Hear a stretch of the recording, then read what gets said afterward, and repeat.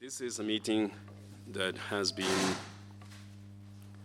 organized and co-convened together with mission of Canada to the WTO. The meeting has been very much put together by two of my colleagues, Sophie Flensburg of ICTSD and Ralph Osterveld, who is at the Canadian mission. Where's Ralph? Ralph's over here. So thank you both of you, Sophie and Ralph, for organizing this meeting. The background, simply sort of the context background to what we're doing and why we're doing this meeting, it almost speaks by itself. In the case of ICTSD, ICTSD is about trade and sustainable development. So we've been looking at this connection between trade and sustainable development, I would say for 19 years since we set up the ICTSD, but the truth is that it goes before we set up ICTSD to a great extent, which means that we have been tracking really the discussions that have taken place on international cooperation, particularly as they regards the frameworks specifically for trade and investment back since 1990. And through the Rio process, the Uruguay round and the creation of the WTO, which for many in the room I can see is probably before you were born. And then since then, when the inception of the WTO, ICTSD came into being in 1996 for its first ministerial conference. On the question of aid for trade, we have been working on the idea of setting up a facility and mechanisms within the trade system to enable the countries participating in the trade system and integrating themselves into the global economy to really achieve the goals that their societies set for themselves on sustainable development. So that explains really, again, our interest on the notion of aid for trade and sustainable development. Again, on the concept of aid for trade, just to put again in that context, the concept itself is something that many people have claims to. In our case, we work with the Millennium Development Goals, what was called the UN Millennium Task Force under the Secretary General of the back in the early 2000s, 2000 to 2005, in the conceptualization of what then was picked up and so on, and has become the notion of aid for trade. So that's as sort of as background on our side. On Canada, I cannot speak for Canada, but I know that in relation to our session here, at least, Canada has been at the forefront of providing some funding, not least to the African Development Bank, on some activities and programs and projects that we'll be hearing about today, including the incorporation of gendered issues and environmental issues on the organization of aid for trade efforts. So enough of all that as context. Now to the meeting itself. We're going to be looking today at the post-2015 agenda, the definition of the Sustainable Development Goals, the inclusion of trade and investment, again, particularly as it relates to frameworks on trade and investment, and then how this relates to aid for trade. The simple notion that really incentivate us to do this is basically that sort of mutual supportiveness or virtual cycle that should be understood by everybody between aid for trade and sustainability. So aid for trade should be part of this means of implementation and using UN language to the advancement of those sustainable development goals and the post-2015 agenda. It should probably be adapted to really fit into those reference aspirations that the international community will be agreeing to. And at the same time, we're all expecting that the outcomes from New York in September on the post-2015 agenda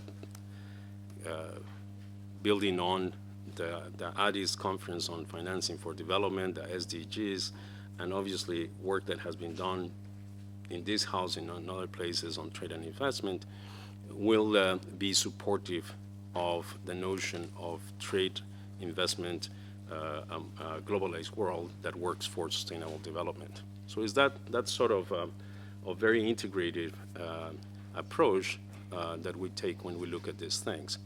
I heard from some people yesterday when I had the chance to step into one of the sessions here that there's still the kind of responses that you can't imagine that people in 2015 would have to the idea that you do trade policy thinking about sort of a broad understanding of social, economic, environmental issues, and that you should do trade policy, and then you should do environmental policy, and then you should do gender. And if you start adding one to the other, then you get into a Christmas tree, and that's sort of an absurd kind of compartmentalization that doesn't really get us anywhere. When you're doing policy in any country, and I come from a developing country, but it goes for anybody else, you obviously have to have a more integrative approach, and one that is really, again, working towards the higher goals of sustainability and the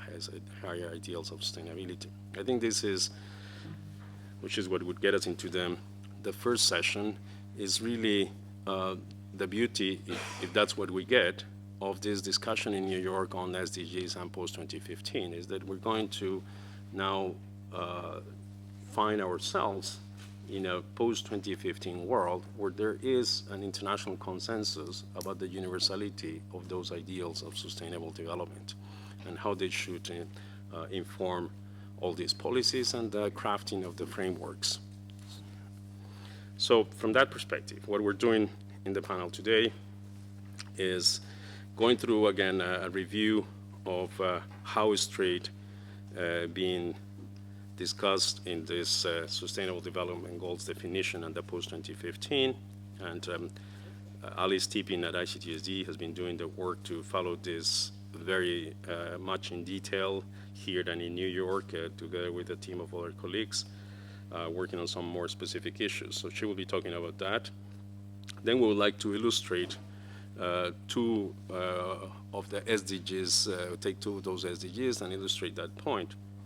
We'll start with the Sustainable Development Goal 2, which talks about ending hunger, and make a connection that is always also very much overlooked, and that's the connection between fisheries, oceans, nutrition, trade. How, with the kind of endowments that we have today, we would have to look into, again, a trade and investment regime and global markets that work to ensure that, again, fisheries, oceans provide the food and the nutrition that is required by many. And as you look forward prospectively and look into demographics, you see what the challenges that we're talking about. Amadou Tal, who's been working with us in the context of what we call the A15 initiative of ICTSD and the World Economic Forum, and it's an international expert in fish and fishery products, will be speaking then on on those issues from his African perspective. Then we'll move into a second example that we have chosen because, again, we think is an essential one that gets also not as much attention as it should, and which is absolutely critical for sustainability, and is the question of access to energy. Well, before that, I missed that we'll go to Amadou to talk about Africa in the previous example, and then also as Vicky Poole from the Permanent Mission of New Zealand to the OECD to look at the issue in the Pacific context and the Pacific region. Then we move to this other example, which is the question of energy, and particularly renewable energy, but generally addressing the energy gap, addressing the question of access, security, and as well as the issue of energy poverty in the African context. And for that, there is a fantastic review that has been put together by the Africa Progress Panel. I was at their launch in Cape Town a few weeks ago, and it really is really a very comprehensive look at the challenges in Africa. We have been ourselves working on this issue for a number of years. There's an amazing amount of trade and investment related connections that are necessary.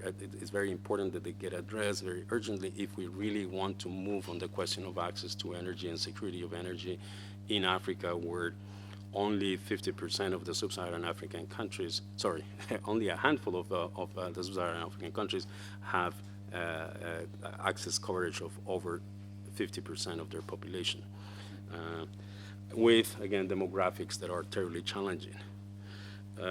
So then I will stop, and we'll go into some questions and answers and remarks, comments. When you take the floor, don't feel pressed to disguise your comments as questions, but be brief, and we take some of those.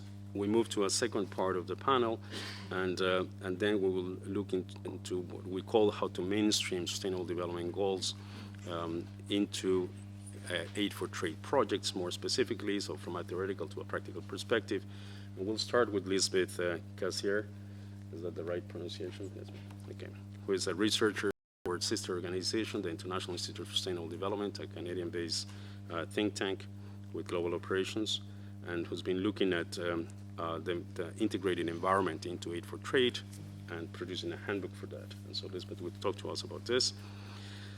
And then move into that experience of the African Development Bank working on aid for trade in Africa itself, and presumably talking about gendered environment and the work that the African Development Bank has put together under their trade fund. Is that what you call it? Yeah, Africa Trade Fund. The Africa Trade Fund, which is a fascinating experience too. So with that, I'll start with Alice Tipping. Alice, if you can take the floor, please. Thank you very much indeed, Ricardo, and it's a pleasure to be here.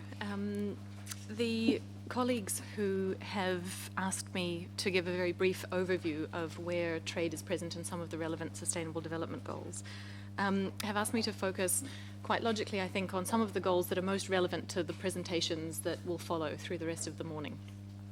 So while I'll be talking mainly about the Sustainable Development Goals and the post-2015 agenda, I'll also be making reference, where it's relevant, to some of the discussions that are going on in the financing for development context. And those of you who will be following the negotiations in New York will know that there are similar topics being discussed on both sides, but it's not completely clear yet precisely what the relationship will be between the financing outcome and the post-2015 agenda outcome itself. But I'll make reference as I go through to both where it's relevant to the various goals. So I'm going to talk, as I said, about where trade is referenced in some of the 17 Sustainable Development Goals, and I'll leave it to my colleagues on the panel to talk in a bit more detail about where trade and potentially aid for trade can be supported in each of these core areas. So we have 17 proposed Sustainable Development Goals, that's all of them. That they were developed by an open working group of UN member states and proposed in July 2014. They are supported by 169 targets, which for obvious reasons I haven't tried to fit on a PowerPoint. Several of these targets refer to trade as part of the means of implementation to achieve these broader goals. Now, arguably, as part of the broader economic activity that can support sustainable development, trade probably either directly or indirectly is relevant to almost all of these goals. Goal 17, for example, the bottom right hand of the screen, talks about renewing a global partnership for development and includes a number of trade targets as means of implementation that would support all of the goals across the agenda. But there are also several trade-related targets that are listed as support for specific goals and several other indirect trade connections. So for the purpose of today's discussion and to introduce, I think, the context for the rest of the panel's discussions, I'm going to focus on the goals related to hunger, that's Goal 2, Goal 7 on energy, Goal 8 on economic growth, Goal 14 on oceans, and Goal 17 on the Sustainable Partnership for Sustainable Development. So firstly, Goal 2. So Goal 2 focuses on ending hunger, achieving food security, and improving nutrition and promoting sustainable agriculture. And what's interesting is that one of the targets under this goal, Target 2B, refers to the need to correct and prevent trade restrictions and distortions in world agricultural markets, including through the elimination of agricultural export subsidies and measures with equivalent effect. Familiar language to those of us who've worked in the WTO. So in addition to that target, there's another that refers to food commodity markets and the need for those to function smoothly. So again, I think what we see in Goal 2 is already a reflection by the New York community, a reflection of the importance of well-functioning markets, well-functioning trade policies, and they're linked to ensuring food security, particularly through if they help to ensure reduced price volatility and supporting access to food all year round. So Goal 7 on energy. Sorry, I should have warned you that I was going to go relatively quickly through these goals in an attempt to give you sort of an overview and leaving enough time for our panelists to go into a bit more detail. So forgive me if this is a bit quick. I'm happy to go back to things further in the question time. So Goal 7 refers quite succinctly to ensuring access to affordable, reliable, sustainable and modern energy for all. And many of the targets under this goal refer to targets that are already being pursued under the UN Secretary-General's Sustainable Energy for All initiative. There is, of course, an obvious connection here to climate change, which is also covered in actually a relatively short goal, Goal 13, which refers also to the UNFCCC negotiations. But I think what's particularly important here, and it's a topic that Ricardo alluded to in his introductory comments, is that there's a clear emphasis here both on the sustainability of the energy that's required, but also access. So it's a goal that already in its design integrates the economic, social, and environmental aspects of sustainable development. Well, where does trade come in? So Target 7A under this goal talks about the need to enhance international cooperation to facilitate access to clean energy research and technology and promote investment in energy infrastructure and clean energy technologies. Now, the link to trade is that reducing distortions in the markets for renewable energy technology can help to encourage investment in these technologies, potentially helping to scale up production, making it more competitive with fossil fuels in more places, and therefore helping to make renewable energy potentially more accessible. And what's interesting is that the last public draft of the Financing for Development document, which I have to confess goes back to the beginning of May, refers explicitly to support for multilateral and plurilateral initiatives, including negotiations to liberalise trade in environmental goods. Now, it's quite possible that this draft has evolved since the last public version, but we know that that issue and the connection between trade in environmental goods was at least present in the discussions on the Financing for Development side. Now, I have to emphasise at this point that trade policy is obviously only part of a broader policy framework that's going to be needed to ensure this kind of shift. Ensuring that clean energy technology actually does diffuse both between and particularly within economies is going to require a much broader enabling environment and investment in other policy areas, everything from education to infrastructure. And ICTSD has done a lot of work precisely on how different aspects of trade policy and this broader policy framework could help. And I think it's important in the context of today's event also to mention that Aid for Trade could play a role in supporting the development not only of sustainable energy infrastructure, but in helping to respond to climate change more broadly. And some of the work that we've done on Aid for Trade has examined how it could support more sustainable production processes, for example in agriculture, including as a complement to climate change financing, where adaptation or mitigation projects have an impact on trade.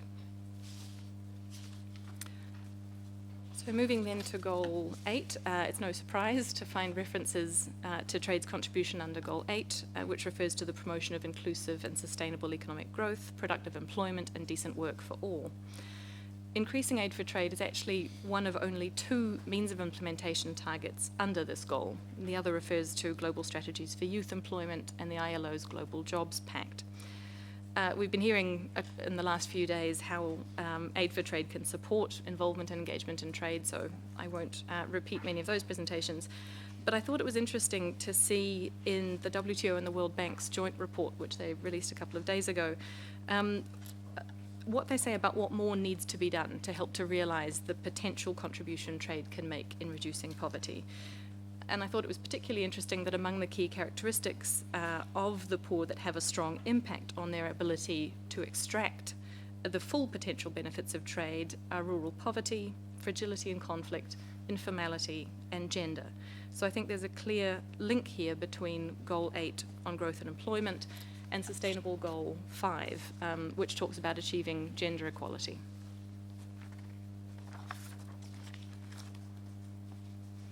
So if we look then at Goal 14, part of the context to Amadou's presentation, so trade and trade policy can also make a relevant contribution to the sustainable use of the oceans and marine resources.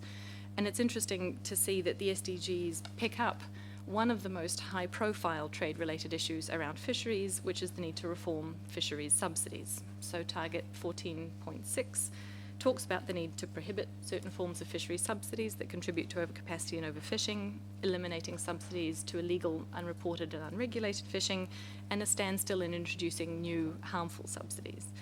And I think it makes a lot of sense to see elements of trade reflected in the ocean's goal, because fish is one of the world's most traded food commodities, and developing countries account for 54% of the value of fisheries exports. So it's an obvious sustainable development link.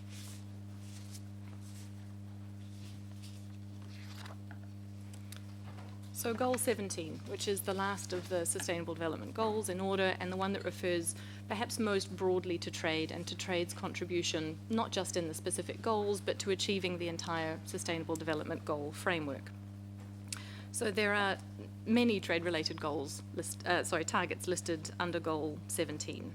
There are references to the promotion of a universal, equitable, and rules-based multilateral trading system under the WTO, targets around the increase of exports of developing countries, and particularly LDC, realising the timely implementation of duty-free and quota-free market access, and simplified and transparent rules of origin for exports from LDCs. And so in addition to what we see in Goal 17 about these broad references to the trade system and the role that it can play, it's also interesting to see that in the Financing for Development document, the draft reflects many of these same concepts, but updates them, complementing them with references to many of the decisions taken at the Bali Ministerial in 2013. And my last brief point, is that it's interesting to see in the finance draft that not only does it talk about what the multilateral trade system can do to advance sustainable development, but it also talks about trade policy at other levels. So it talks about regional trade and investment agreements, the need for safeguards in investment agreements to ensure the right to regulate is preserved for sustainable development policies. And it also refers to the importance of a domestic policy enabling environment.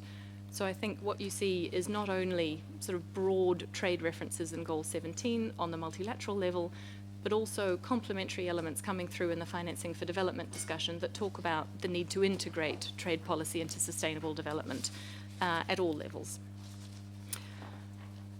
Now this, I confess, has been an extremely quick run through. It's been deliberately quick to ensure that there's enough time for the panellists, but I'd be very happy to come back to some of these links and talk about the other goals if there's more interest as we go through the morning.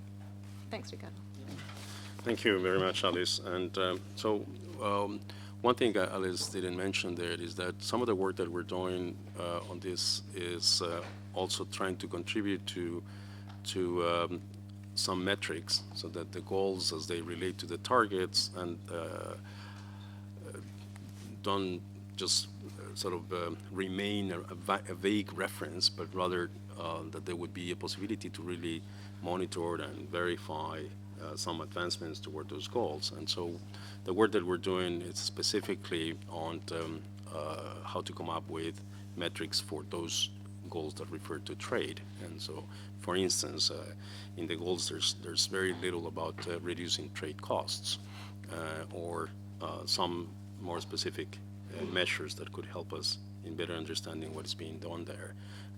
There's a draft paper that Addis has produced in cooperation with ISD, again, with Robert Wolf, and that looks at these issues, and we will be working more in expanding that work. So let me move fairly quickly to the next speaker. Again, I'm not reading the long and distinguished bios of all the speakers. You have them in your folder, but Amadou Tal has been, among other things, the NEPAD Trade Working Group coordinator, and has about 30 years of experience on many of these issues. So Amadou, you've got the floor. Thank you, Mr. Chairman. Thank you to ICTSD for enabling my participation to this very important gathering. And my talk today is on contribution of fish to food security and nutrition through trade facilitation and improved fish post-harvest system. First of all, we need to give a definition of food security. It is where and when all people at all times have physical and economic access to sufficient, safe, and nutritious food to meet their dietary needs and food preferences for an active and healthy life. It is based on 4 pillars. The first one is on utilization and the nutrition value. Second is on the availability. Third is in the access, and is on the stability. We remember that in 1996, the World Food Summit had a target to reduce by half hunger, but unfortunately, it is still the norm, as we have 842 million hunger, 2 billion are suffering from micronutrient deficiencies, and 200 million children under 5 years suffered from malnutrition. Hunger is the highest in the sub-Saharan Africa, where 49% lives on less than $1 a day. And the count was, in 2008, 218 million people. The world leaders committed to enhancing food security and access to adequate, safe, and nutritious food for present and future generations. We can say that no life without food and no human development without food security. What is the role of fish to food security and nutrition? Fish plays an important role though under-recognized role in global food security as a key source of food and nutrition. World leaders stressed crucial role healthy marine ecosystems, sustainable fisheries, and aquaculture for food safety and nutrition in providing for the livelihoods of millions of people.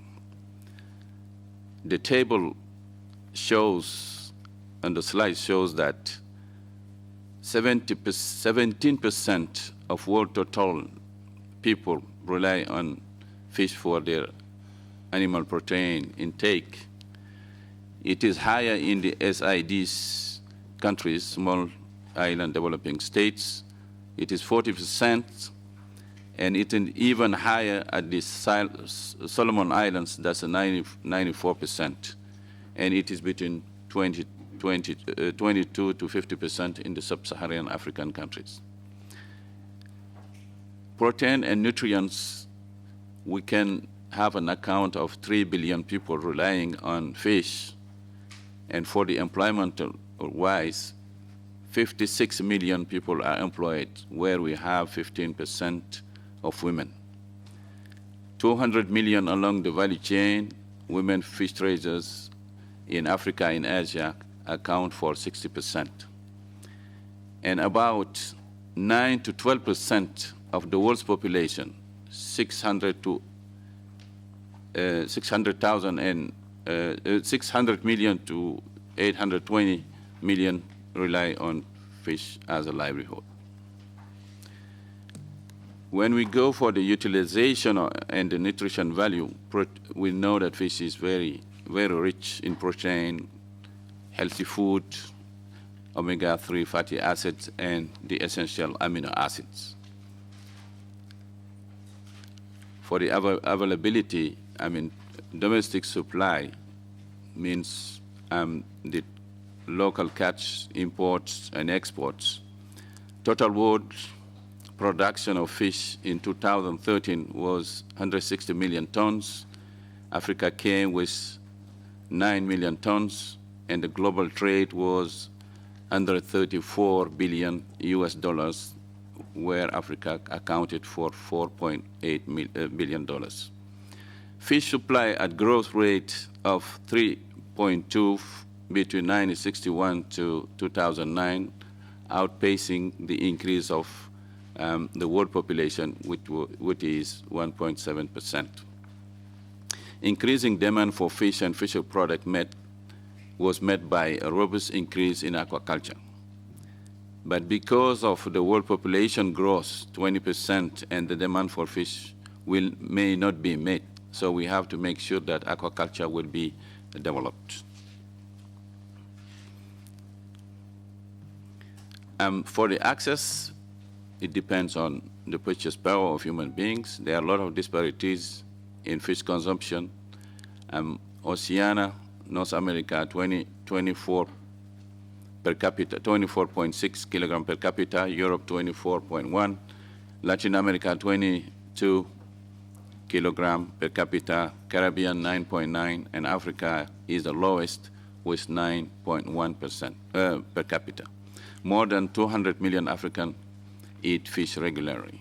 Fish most traded food commodities, therefore lowering the cost of trade, having a good quality infrastructure, transportation, and cold chain. Because of the high perishability of fish, we reduce post-harvest losses and lower fish prices.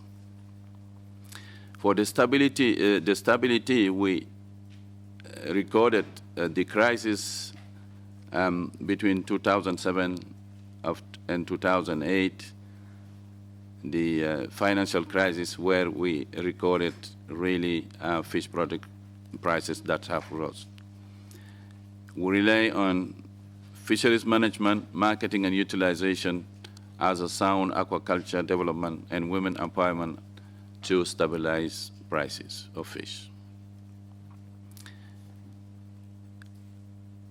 In the developing world, the post-harvest losses is greater than 30% because of absence of a cold chain, the poor infrastructure that we have, and a lot of difficulties in the trade, a lot of non-tariff barriers. The aid for trade in Africa benefited many countries. We can give the example of the EU ACP program on strengthening sanitary condition of fish and fishery products that gave opportunities to many countries to have a modern fish sanitary regulations, to have improved landing sites, and building a cold chain to reduce the post-harvest losses. This is the same thing with the UNIDO EU ECOWAS program on quality and also the EU ACP Fish 2. Other program on trade facilitation, we had the EU capacity building support to the regional economic communities in Africa. We have also UNCTAD, ITC, WTO, STDF program, ICTSD, the AGOA to facilitate market access. And then the value chain development to improve the competitiveness of the different products in Africa. The pressures on fish stocks to contribute to global food security is a concern. We are facing a lot of unsustainable practices in the exploitation of fish resources. Overexploitation of 59% of stocks, discards 7.3 million tons, and IUU fishing is responsible for 11 to 26 million tons, and there are a lot of bad practices in the aquaculture sector. The other pressure on the marine environment are the habitat alteration and destruction, pollution, climate change, and the ocean acidification.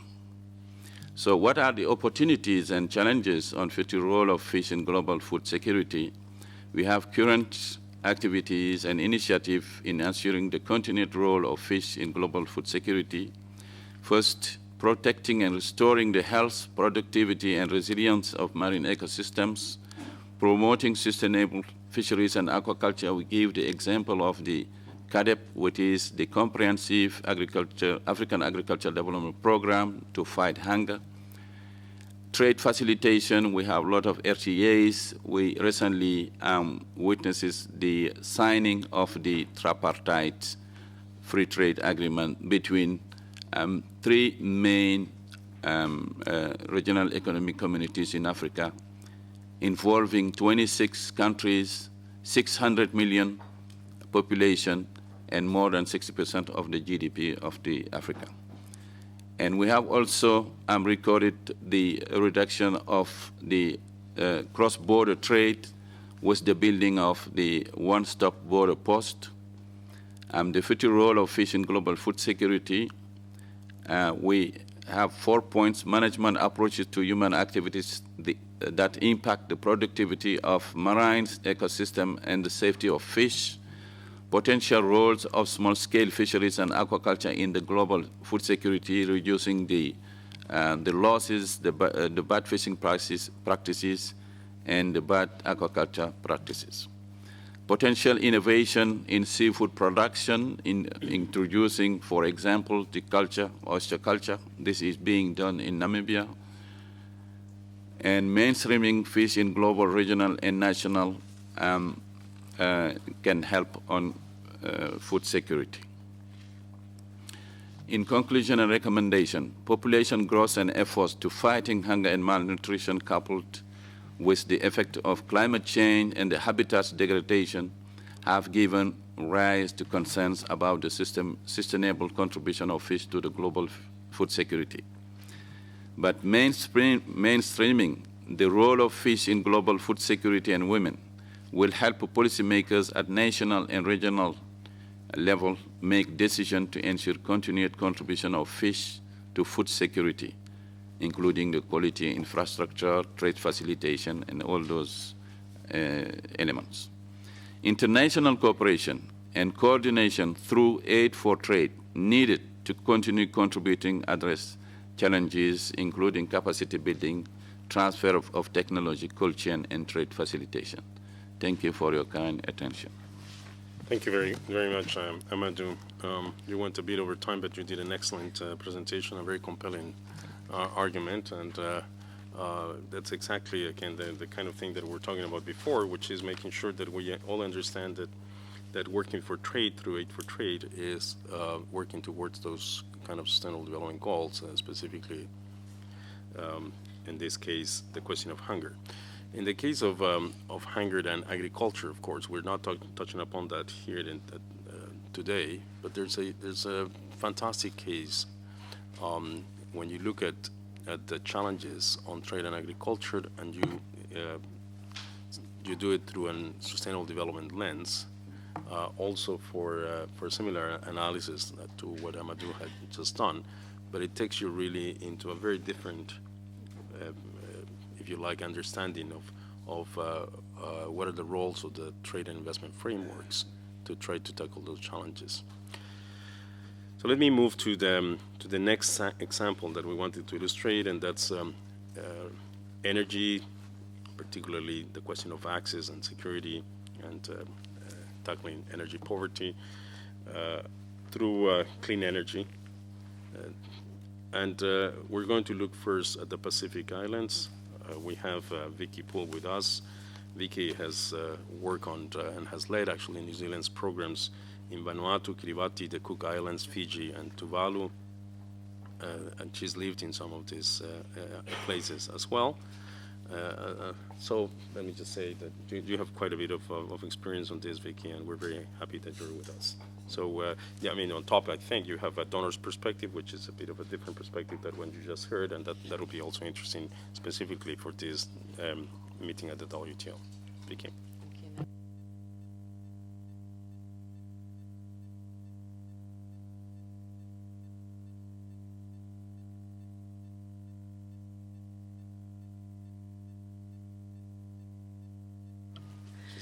Okay, kia ora, good morning.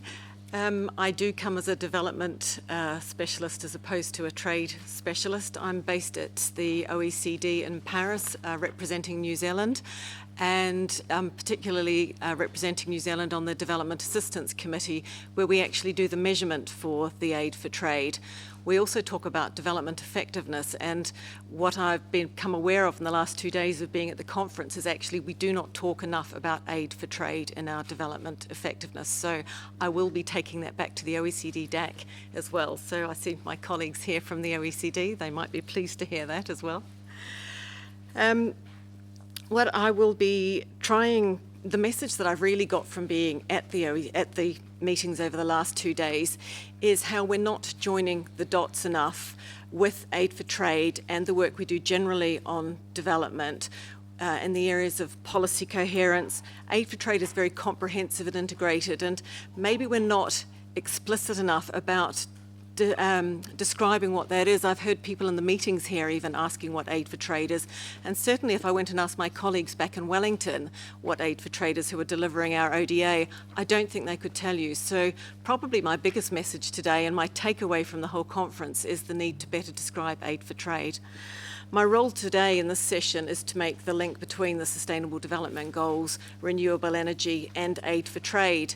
And you'll see this first slide that I've got up here. And while I'm talking, I'd like you to be thinking about what's actually missing from that slide.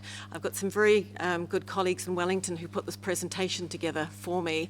And it was interesting that they missed the point of the session really in terms of the slide. When I pushed them further, they've given me some language I can share with you. So have a look at that while I'm talking.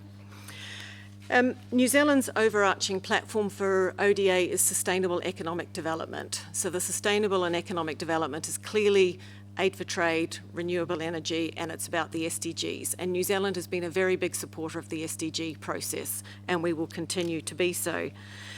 On the trade side, as a very liberal trading nation, we've been very actively engaged in trade, in aid for trade. The language that we use to describe trade is that New Zealand is keenly focused on seeing our aid for trade deliver better results in terms of reducing costs and barriers to trade and realising greater opportunities for developing countries and least developed countries to participate and integrate into regional and global value chains. So we've got very explicit language around how we want to engage in trade. 40% of New Zealand's ODA, our official development assistance, is aid for trade. I didn't actually know that before I got this briefing, so I'm really impressed that I can tell you that we've got 40% as aid for trade. In addition, we engage multilaterally on aid for trade issues. Because we have such a small amount of ODA, we like to say that we're more than our money, and certainly I think in the aid for trade agenda we bring more than our money. We bring good policies and dialogue and brokering. Where are we? Okay, so in our 2015 to 2018 strategy that we've just developed internally and discussed with our stakeholders, we've got 12 priorities, and the top 7 of them can be measured and do indeed contribute to aid for trade. The top one is expanding access to affordable, reliable and clean energy, which I'll talk to a little bit more, and the 6th one is to increase economic benefits from trade and labour mobility in the Pacific. What's missing in this slide for me is that link between the trade and the renewable energy. It doesn't tell you how we're linking the two. So when I went back to my colleagues, what they gave me was this nice description, which is it's about access to more cost-effective renewable energy resources, which are essential for sustainable economic development, including the ability to competitively participate in international. And that's the message I'm going to put in my formal messaging back to Wellington after these 3 days, to try and highlight that to all of my colleagues, that they need to be able to make those linkages. Okay, so what are we actually doing in this triangle of SDGs, renewable energy and aid for trade? Where are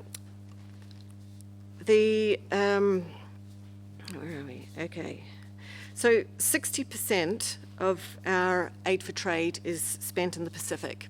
So that's where we prioritise our engagement, but the Pacific is faced with challenges of small size, distance and economies of scale. Over the last 3 days, there's been really good profiling of the challenges that small island developing states face.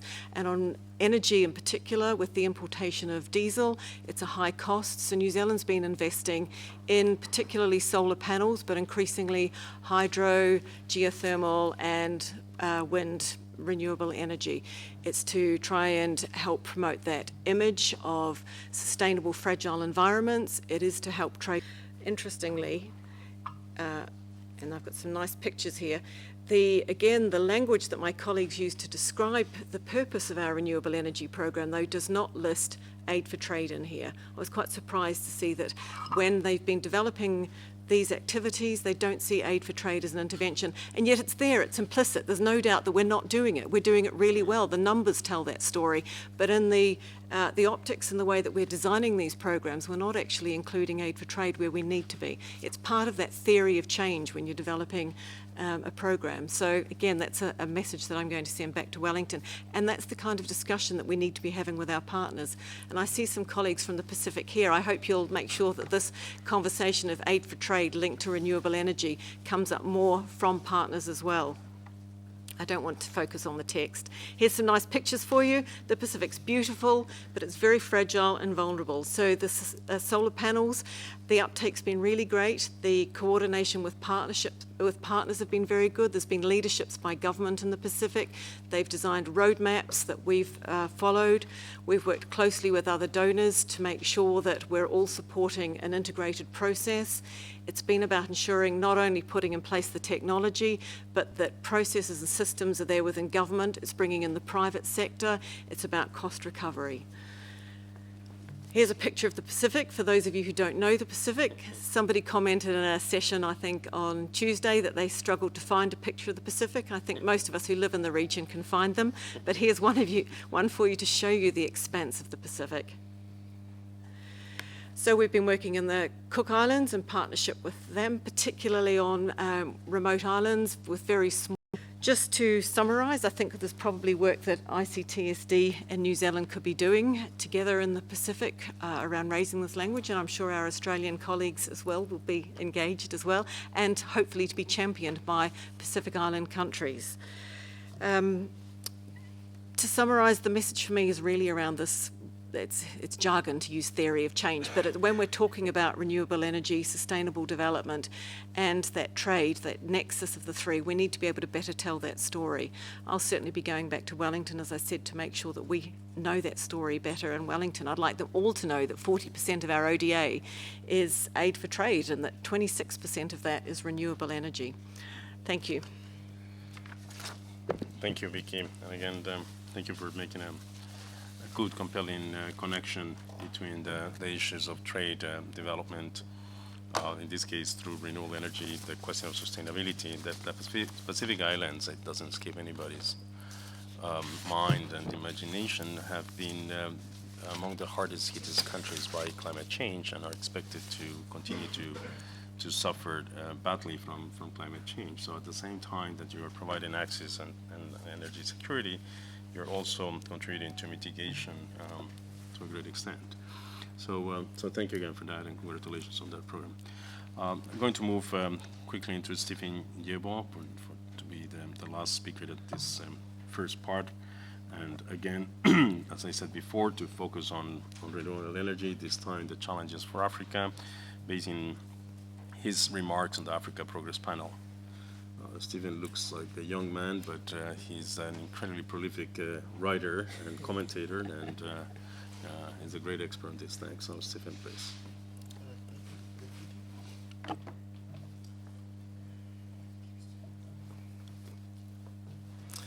Yeah, so I show the video that summarizes the argument we put forward by the Africa Progress Panel. Climate change is the greatest challenge facing humanity today.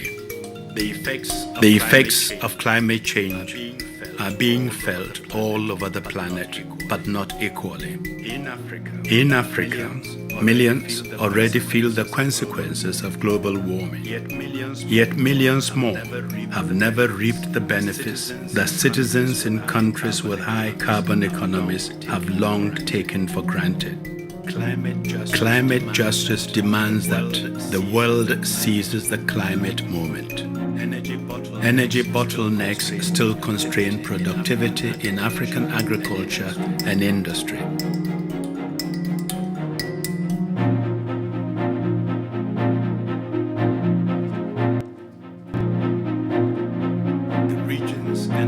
The region's energy deficit holds back the economic growth needed to create jobs and lift people out of poverty. In this year's Africa Progress Report, we call on the international community to make commitments needed to limit global warming to less than 2 degrees. The window of opportunity for avoiding a climate catastrophe is open, but it is closing, and closing fast. Now is the time to seize that window of opportunity. Together, we can build an increasing momentum for change to win the war against poverty and build a fair and prosperous world. Africa can leapfrog over the damaging energy practices that have brought the world to the brink of catastrophe. This generation of African leaders has a unique opportunity to deliver on the promises of energy for all. Unlocking Africa's clean energy potential can drive growth and create jobs. The Africa Progress Panel report of 2015 explains the bold steps that leaders globally and in Africa must take, and it holds Africa's partners to account for the promises they have yet to keep. This is a moment for human solidarity. Above all, our report shows that the global climate moment is also Africa's moment.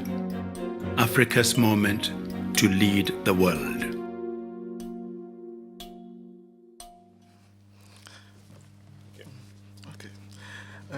So I work at the Africa Progress Panel as a research fellow, and the panel consists of 10 individuals, and that's chaired by Kofi Annan, and then they advocate for Africa's development by tracking progress and then drawing attention to opportunities and then catalyzing action. So the panel works with policymakers across the globe. So I'll take you through, over the last 4 years, a couple of reports we've produced. So in 2012, we tackled the issue of jobs, justice, and equity. And then in 2013, we looked at equity and then extractives in Africa. And then in 2014, we focused on Africa's green and blue revolutions in the title Growing Fish Money. And then this year, the report that was launched last month focused more on the energy opportunities as well as challenges in Africa, and then linking that to climate.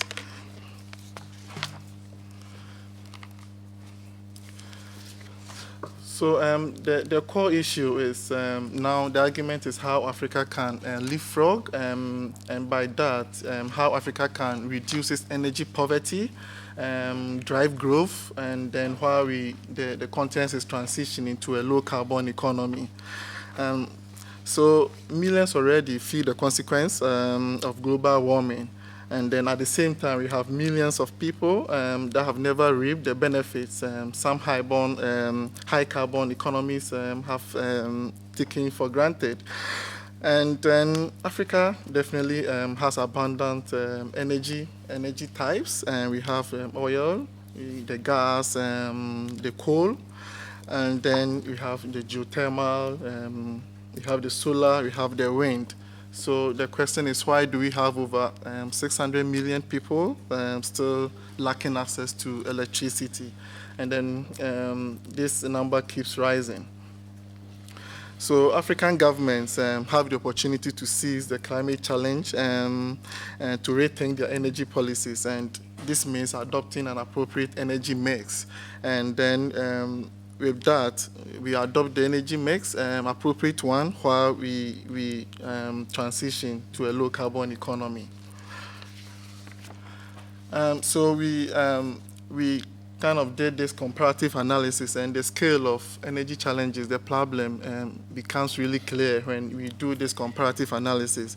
So excluding South Africa, which generates half of the region's electricity, you have Sub-Saharan Africa, which, the whole continent uses electricity, it's less than that of Spain. So with that, we can see really that Africa is short of energy and electricity. So it would take the average Tanzanian 8 years to use as much electricity as an average American consumes in a single month. And then over the course of 1 year, someone boiling a kettle twice a day in the UK uses 5 times more electricity than an Ethiopian consumes over the same year.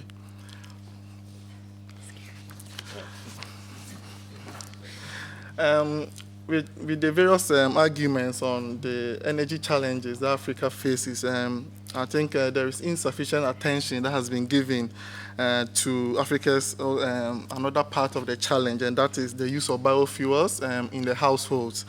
And then there is increasing demand for clean, efficient cooking stoves that will save lives, because the use of biofuels in a household costs livelihoods. And then we have about 600,000 people that die per year as a result of pollution that comes from the use of biofuels. So the question is, how do we curb such very disturbing statistics? And then half of these deaths you have affecting children and then women.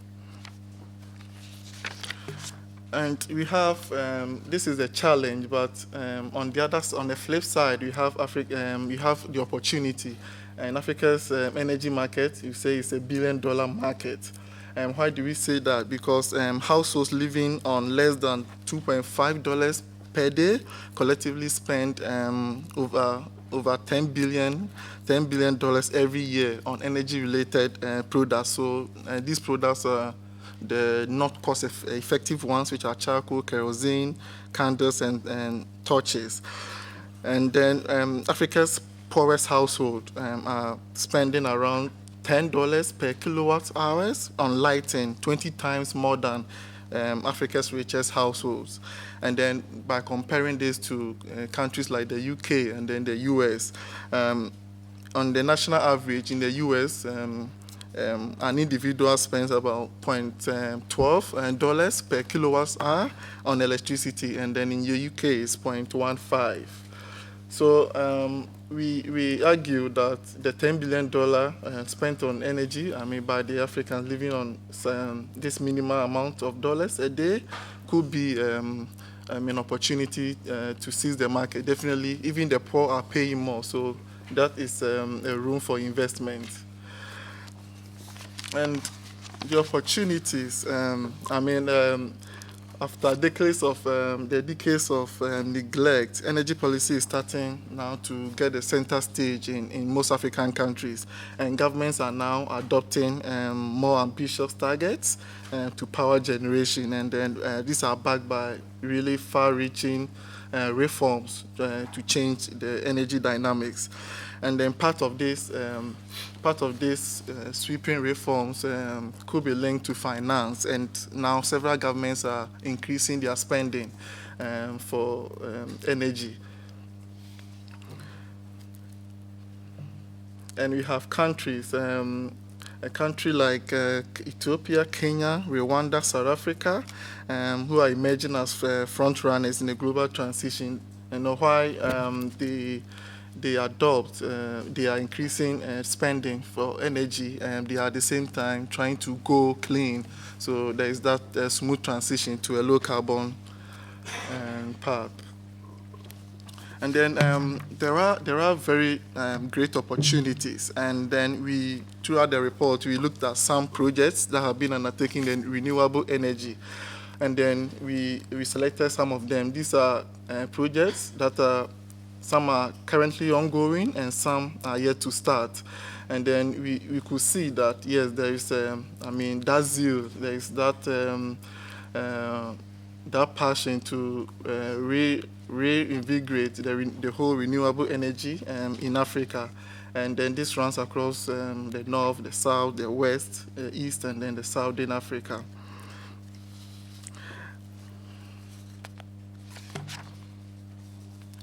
And then the argument now is countries really find it difficult financing the energy gaps, trying to provide energy infrastructure. So the argument, one way to make more financing, so we looked at the argument that in 2012, we had about $69 billion that was lost through illicit financial flows, and that's mostly through trade misinvoicing. And then the 69 could finance the energy sector gap, financing gap we have now, as well as the climate adaptation and that Africa needs. So if you are able to cut these illicit flows, definitely you make automatically you make money to help invest in energy. And then at the same time, while we complain that maybe there is lack of finance, there is also some inefficiencies in the market that most African governments, as at now, still spend over $21 billion per year, and then that is used to subsidize some energy types, including kerosene, oil-based products. So we argue that this is a waste, because most of these subsidies benefit mainly the rich. So they should cut these subsidies and then redirect them to invest more in renewable energy. And this will help deliver energy to the poor. And then the other side, another argument is also that Africa loses about 8.2 billion annually through power sector inefficiencies. And by this, that is how electricity are underpriced, and there is underpricing of electricity, and then distribution losses. So these are also another avenue to make money, that if we cut these inefficiencies. And then you could also argue that there is also corruption when it comes to electricity utilities, and it remains a big challenge. So we provide some very compelling recommendations. So, we're looking at how highly placed our panel members are. We give this action to these recommendations, and we do follow up with various governments at the highest level. So we recommend for African leaders, for example, to demonstrate greater leadership and ambition in energy and climate. So the issue is, on the current trend, it will take Africa will not be able to achieve the goal of universal access to energy by 2030. And the issue is that we have to increase, the ambition for finance, and also they should deepen regional cooperation to create an integrated African grid. The opportunity is that, as at now, we have cross-border trade in electricity. It helps to drive down costs, create economies of scale, and also stimulate investment. But only 5% of electricity is traded across African borders. So this is like a huge potential if you should deepen regional cooperation and then trade across borders. And then also to drive innovation and deliver. So we have seen some innovation taking place, and that is refreshing. The issue now is governments to try to seize the opportunity to provide the enabling environment for the private sector to invest in renewable energy. And then they should pull the plug on waste and corruption. So redirect the $21 billion annually they spend on renewable, on subsidies, and then that should be channeled to renewable energy investments. and then also to increase transparency in energy utilities. That include contracts they sign, and then in Tanzania, for example, the state utility TANESCO last year was cited. There was a corruption scandal where about $128 million got missing from the account of the state utility. So the question is, how do we pull that plug? How do we stop some of these bad deals and then the corrupt practices, and also to end tax evasion, stem illicit flows. This will make money available to governments to reinvest in renewable energy. And then we also provided a targeted recommendation for the international community. So in the report, we argued that the international community should help create a global connectivity fund under the auspices of the Sustainable Energy for All partnership, and then also to unlock private finance. We have the AFDB, for example, setting up the Africa 50 Fund, and then which has the potential to leverage up to $100 billion in private finance. So this will help if the international community focus on also contributing some of these funds created by the AFDB and then the World Bank, and also to boost energy focus of multilateral institutions, that most of these investments should be channeled to address the energy gap, the energy challenge. And then definitely there is this expanded role of the AFDB, and they have recently granted some finance to Ethiopia to help trade electricity across, and then now they've signed the memorandum of understanding with Kenya, and then a discussion also underway for that of Tanzania. So we should also collectively combat global corruption and advance transparency. So by advancing transparency in energy is the contracts that we sign, that these contracts should be transparent. It's signed on behalf of the people, so the people have to know, they have to be aware, so that it won't lead to a bad deal and then try to foment corrupt practices. And also on the issue of combating tax evasion, $69 billion in 2012 is enough to end Africa's energy problems and then challenges. So this, the international community should take action. So I conclude with a quote by the chair of the panel. So he said, we categorically reject the idea that Africa has to choose between economic growth and low carbon development. Africa needs to utilize all its energy assets in the short term while building the foundations for a competitive low carbon energy infrastructure. So it's never the argument that we have dirty, or we have to pursue a low carbon growth, also at the same time reduce or cut the energy poverty, but the two are linked, and then African governments definitely have to cut the energy poverty, solve the energy poverty, while also making attempt, and this is being seen now to pursue the low carbon path. Thank you. Thank you very much, Stephen, and again, nobody doubts the very powerful message that comes from that presentation and the panel, the Africa Progress Panel report. We ourselves, as I said before, have been working for a number of years on trying to understand how trade could help in this situation. We know that it's, again, the potential for trade policy to help, particularly with the infrastructure, the customs border issues, as well as with the policy issues, is immense. We've done the mapping, sort of how energy, fiscal, industrial, and other type of policies are or not aligned with the kind of trade policies and investment policies that might, again, help African countries scale up their efforts to really tackle these very urgent issues.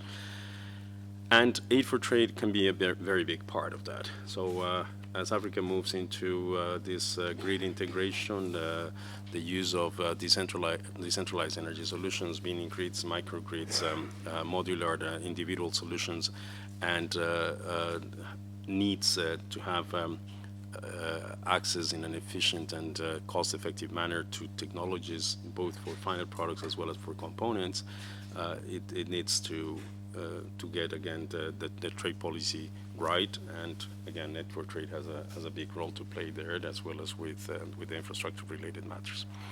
So let me, as I said at the beginning, then suggest that we take. I have in my agenda that I should give 10 minutes to the floor for questions and comments. Let's see if we can do it in 10 minutes. I suggest I take about 4 interventions from the floor. If I can see a show of hands, I would like to then offer the floor to the audience. And as I said before, you don't need to don't feel obligated to ask a question, but just keep yourself brief and just give us your name and affiliation as you take the floor, please, sir. Thank you very much. I just wanted to say a couple of points. Sorry, my name is Arnold Jorge. I'm the Director of Multilateral Aid for Trade in the Australian Department of Foreign Affairs and Trade. Thank you very much for the initiative by ICTSD and Canada for holding this event. I think it helps in telling a deeper story of what Aid for Trade is. Certainly, and also thank you to the presenters.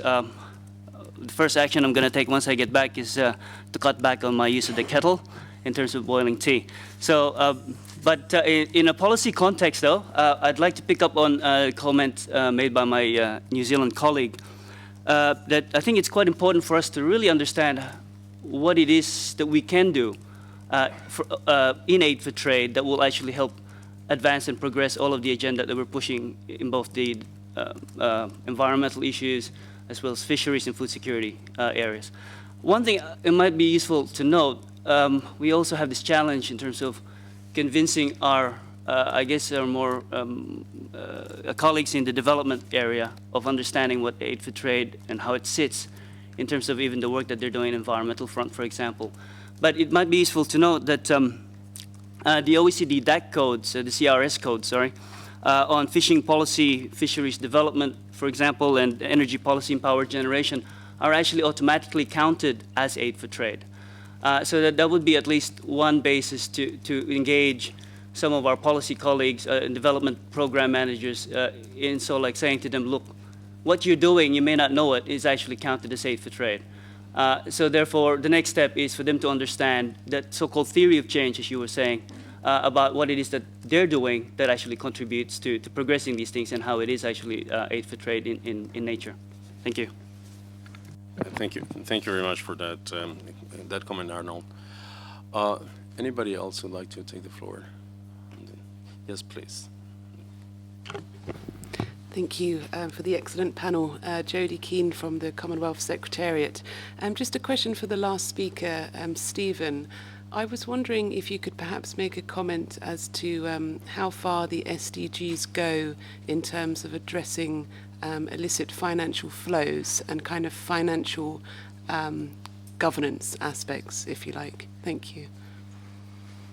So you want to link, Jodie?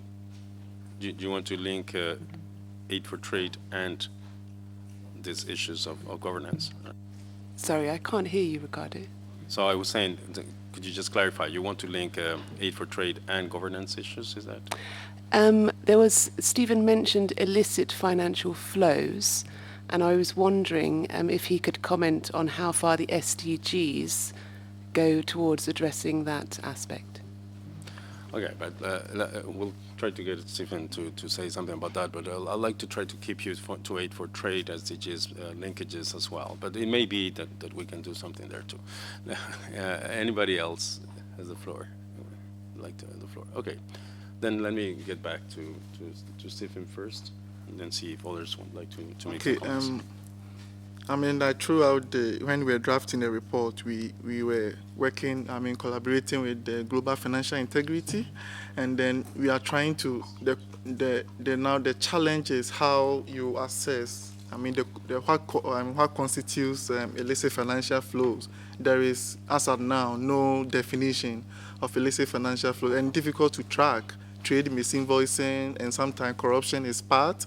And then this is actually like, this yesterday we had an email conversation with the head of the Global Financial Integrity, and we are trying to push this as an agenda ahead of next 2 weeks Financing for Development Conference, and then try to see how we clearly define illicit financial flows, and the IMF is engaged in this, including the World Bank. There is great difficulty in defining it, but definitely the issue of trade misinvoicing is easily seen in the ports and the harbors. We try to measure this, so there is an ongoing engagement. Okay, thank you. Let me just offer to, yes, Vicky and then Amadou, if you'd like to make comments on the comments that have been made, anything, yes, please follow up. Briefly. I do have in front of me the OECD categories that are counted as aid for trade, if you're interested, and they include technical assistance for trade policy and regulations, economic infrastructure, which makes it fairly broad and probably is how we managed to get to our 40%, productive capacity building, so that's your agriculture, forestry, fisheries, etc., trade-related adjustment, and other trade-related needs. An interesting note from my colleagues in Wellington on the trade-related adjustment, they said that the New Zealand aid programme will not fund shortfalls in balance of payments or other financial losses. However, we can provide assistance for assessing potential macroeconomic or trade shocks and implementing programs to mitigate their impacts. So some of that needs to be differentiated a bit. Amadou? Thank you. In Africa, we have I've said the CADEP, which is the Comprehensive African Agricultural Development Program, which is focusing on reducing the hunger in the continent, and we are receiving support from the OECD countries as aid for trade. And we recently put fisheries inside because it was not taken into account in the beginning.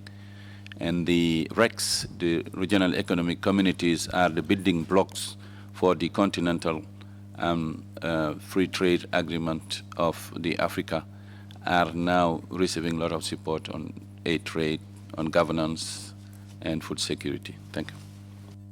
Thank you, Amadou. Alice, please.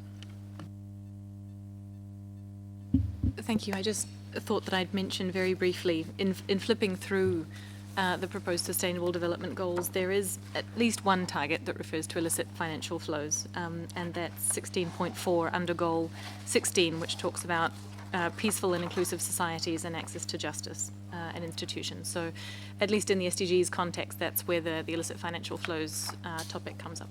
Thanks.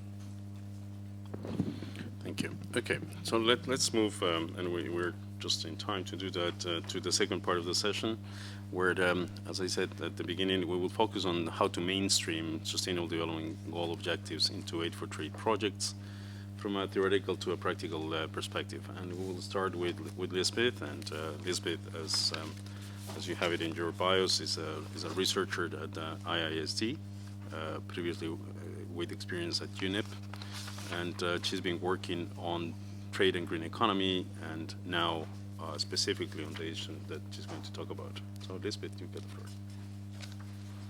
Thank you very much, and thank you also to ICTSD and to Canada for organizing what I think is a very timely session. And so I'm really happy to see that we can have a discussion on the relationship between trade and sustainable development, and seeing aid for trade as a means to really achieve that. So what I would like to cover in my presentation, and I'll try to keep it within the time limit, so we can hear also some excellent practical examples of how do we really integrate environmental considerations and sustainability considerations into aid for trade. I'll focus my presentation on why we should actually do that, and then I'll also taking up the question from the floor really on, well, how can aid for trade really help moving forward this sustainable development debate, contributing to better outcomes of the SDGs as well. I'll touch upon a few key sectors, which is something we've dealt with in a publication that will hopefully be published during the course of 2015. But I can keep those ones brief and answer some questions at the end of the presentation. So first, and I hesitated on keeping these slides in, but I think it's really important that we see this discussion on aid for trade and on sustainability within the context of where enterprises and where firms have really indicated where the big barriers to entering global value chains lie. And one thing that comes back, and these are statistics of the WTO, OECD that I'm sure you've been talking about in the past 2 days. One thing that comes always back is the question of infrastructure and of inadequate infrastructure, the question of access to finance, and the compliance with standards that repeatedly, also in the WTO, the World Trade Report of 2014, have been indicated by the private sector as really big barriers to entering global value chains. So we strongly believe that those are really issues that aid for trade should be focusing on, and we do believe that it's absolutely compatible to really look at the sustainability considerations into these aid for trade targeted sectors. So why environmental considerations into aid for trade policies and programs? Well, aid for trade, as what we call the proximate goal, is really focused on increasing export flows. Now, if we don't do that in a manner where we take into account natural resources, where we take into account pressure not only on societies but also on the environment, we will really hinder this goal that aid for trade is really is really aiming to achieve. And then furthermore, there are eventually the ultimate goals of the aid for trade programs, which focus on economic growth, on reduced poverty, on increased equity, and eventually on sustainable development. And so there I think it's really important that we see the discussions that we've been having here in the past 2-3 days, that trade is not an aim in and of itself, or the increased exports are not an aim in and of itself, but it's really as a driver for a greener economy and sustainable development. If I touch upon a few key sectors, what I would like to do is just briefly illustrate issues that I think are very well known but are just not emphasized enough in the aid for trade discussion, is really what are the international environmental and sustainability impacts, what are local impacts, and what are what we call the blowback impacts, that if no measures are taken for environmental protection, they will really hinder what's the ultimate goal of the aid for trade programs and policies. So in the sectors of agriculture and fisheries, as we've heard before here on the panel in a really good presentation, thank you. We see that once aid for trade is too much focused on export-led growth and on the increased export, we will really have an increased problem with the GHG emissions and eventually with climate change. The local impacts of agriculture, fisheries, and forestry, when focusing again too much on the purely export-led developments, will eventually result in soil erosion and will have significant impacts on water and water resources. So we group the blowback impacts as in the overfishing problem that we've heard very good statistics on already today, the deforestation, and eventually an overexploitation of natural resources. So where does aid for trade come into the picture here? We strongly believe that if aid for trade is focused in, for example, the fisheries sector on improved water management practices, but also on technical assistance for using monitoring programs to look at the fish stocks, for example, or in agriculture, where aid for trade often focuses on crop diversification, it would be great to ensure that in that discussion on crop diversification that we include a move to the drought-resistant crops and improved water management practices. So there are a lot of overlaps between the focuses of aid for trade at the moment, that where the environmental considerations are taken into account, we really achieve win-win situations for many, many countries in many economic sectors that are so crucial for developing countries in moving forward on sustainable development. This is one that I will skip. I I think I might actually not go into the energy one, because that's also something that we've been touching upon already. But if we look at industry, mining, and construction, it's evident that the industrial development of many countries receiving aid for trade is really key. But it's also clear that we'll have, again, a lot of international environmental impacts in terms of climate change, as well as local impacts, the local pollution for badly set up industrial development, especially if we think in terms of the emerging economies. Recently, I think we hear it in the news on an almost daily basis, what local pollution and health risks, and thus eventually also huge costs for governments to actually having to mitigate those. Where then aid for trade can step in and make sure that industrial development policies and the aid for trade that's given to them are designed in a way where these kind of impacts are taken into account.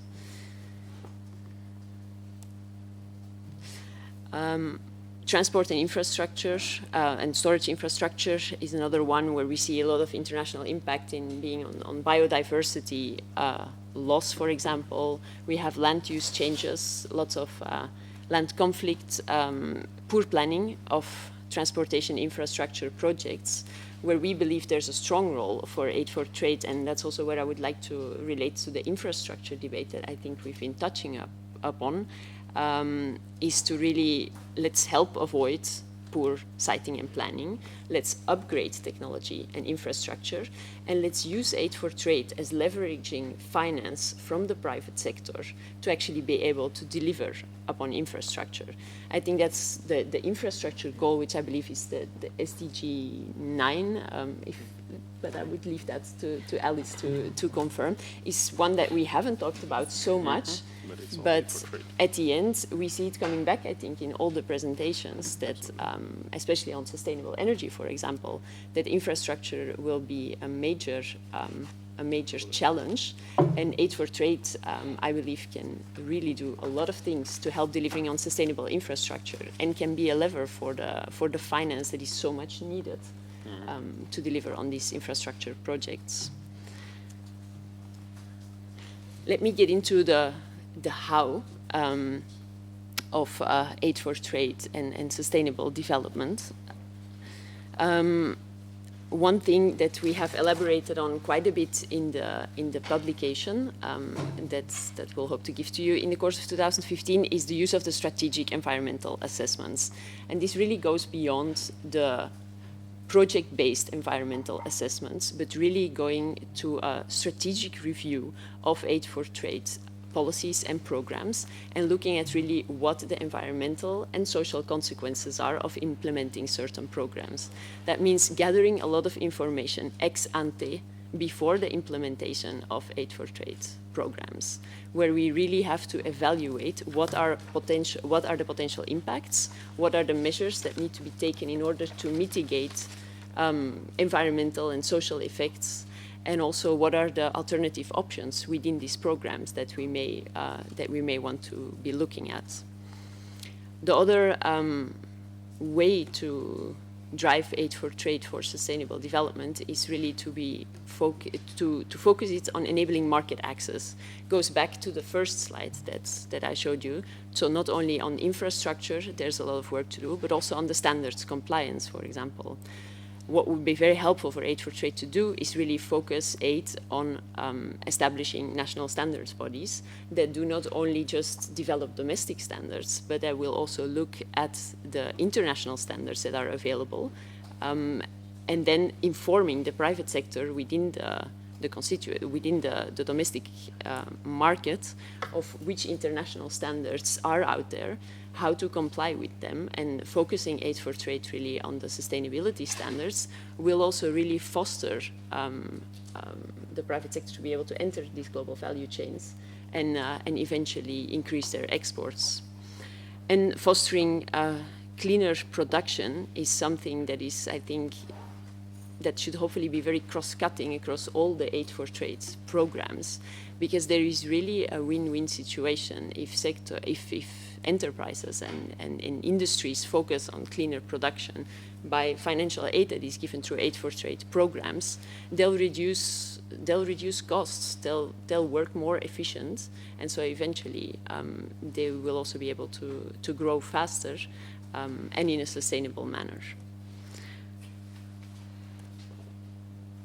I think then the only thing I would like to point at is, on the one hand, the Integrating Environment into Aid for Trade, the handbook that will be published, and on the other hand, also the trade and green economy work that has been done jointly by UNEP and IASD, which is a publication, voila, that is available online, and maybe there are a few paper copies outside, at least there we can find them. And I think both publications really address that nexus of trade, green economy, and sustainable development, and fits very well into the SDG debate that is currently ongoing. Well, thank you, Elizabeth.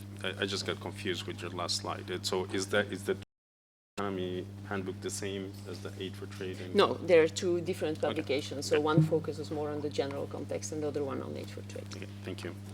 Okay, so let's just move quickly to Patrick Kanimbo from the African Development Bank, and hear about the experience of the African Development Bank in absorbing the funding and then designing and implementing its own program on Aid for Trade. Okay, thanks, Ricardo, and thanks to ICTSD for the invitation and also for the Canadians. Canada is one of the member states of the bank. They are a shareholder, and they've been very generous to us. They provide some of the funding that I'm going to talk about in terms of specific projects in the area of trade assistance that we implement at the bank. So I was told that one of my slides disappeared somehow, so I'm going to just explain to you that I'm going to pick three sustainable development goals, and then I'll illustrate how our projects link or support the attainment of those goals, giving specific examples of projects that we implement. So the first goal that I picked is goal number 2. So goal number 2 is about the issue of hunger and food security, etc.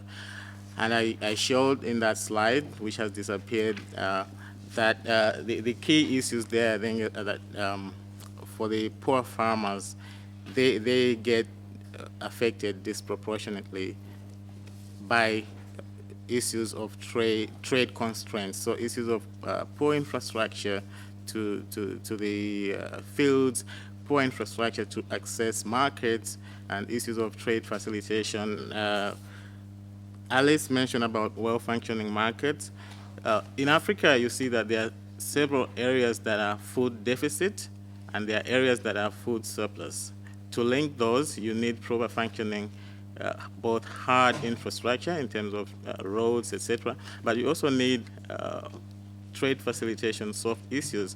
You don't want your fish that came from the sea to stay 3 days at the border because it's going to go bad. So then you look at those issues to enable trade in food products, and therefore to help reduce food security issues.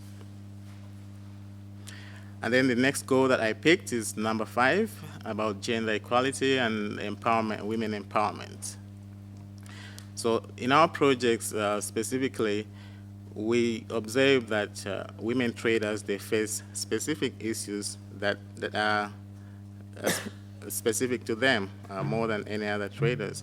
So issues of harassment at the borders and on transit corridors, issues of bribes, lack of information, etc. And we think, we've seen that mainstreaming the removal of such barriers will promote gender equality. And we've also seen that about 75% of informal cross-border traders in Africa are women. So by helping to reduce those issues that face them, you are directly impacting on gender. And then we've also seen that there are certain sectors where women tend to be more active. So for instance, in the honey value chain, because it doesn't have huge entry barriers, it doesn't require huge amounts of land, it's not a full-time job, so they can do the honey production in the morning, and then they can do other things during the day and tend to their families. So there are those sectors, and then the apparel sector is one of the key well-known sectors where women working in the garment sector, in the factories, etc. And so if we target our interventions on those kind of sectors where women are more predominant, we are directly tackling the issue of women empowerment and gender. And then the issue of sustainable consumption and production patterns, that's goal number 12. And in our programs, really we look at trade and environment issues. Liz mentioned a few of those, and Alice too in her presentation. And then also the issue of promoting biodiversity. And in this slide, I want to emphasize that these issues are not alien to the bank. These are issues that the bank is already championing in its own strategy. So I just wanted to show you the bank's 10-year strategy, 2013 to 2022, has two key objectives: inclusive growth. And inclusive growth, we're looking at inclusiveness in terms of age, as Africa has a big youth population, so we're looking at issues of youth unemployment, etc. And then inclusiveness in terms of gender and geography. And then the next objective is the transition to green growth. And we've defined green growth in terms of building resilience, managing natural resources, and sustainable infrastructure. And then to achieve those goals, we have specific operational priorities of the bank, which are infrastructure development, regional integration, private sector development, governance and accountability, skills and technology. And then we also mentioned we have areas of special emphasis, fragile states, agriculture and food security, and then again gender. So this is the framework in which we deliver our support. And now I'll move to the specific project funded by the African Trade Fund, which was, as I indicated, it was established with seed capital from the Canadian government, about 15 million Canadian dollars, and it has 4 pillars. So we are looking at facilitating trade in Pillar 1, then developing product and markets, building capacity. So those are all areas of the aid for trade. If you look at the aid for trade definition, all those are areas under the various definitions, various pillars of aid for trade. And here I'm going just to explain the project cycle. How do we identify, develop, implement, and monitor the project? So we do a call for proposals that goes out on our website as well as through our field offices. We have about 33 offices in 33 countries across the continent. And so we screen projects that come in, and we build a pipeline of operations, which we then send to the donor, the Canadians, to approve. Once they approve the pipeline, we go now on the appraisal stage, approval.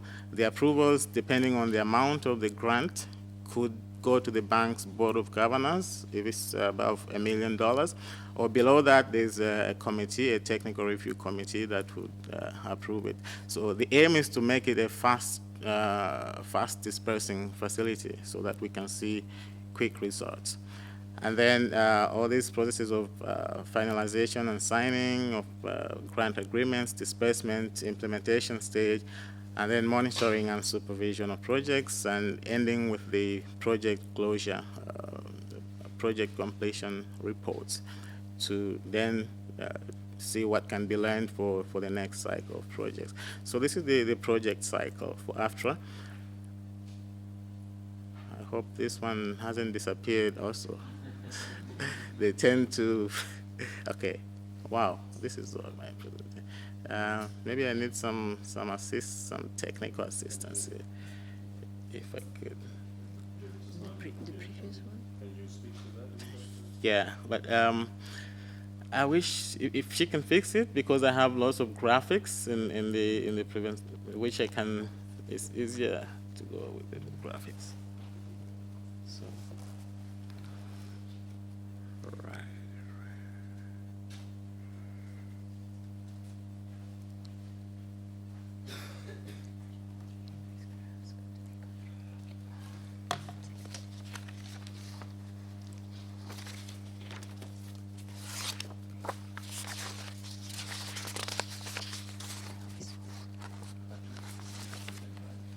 Yeah, I do. Okay.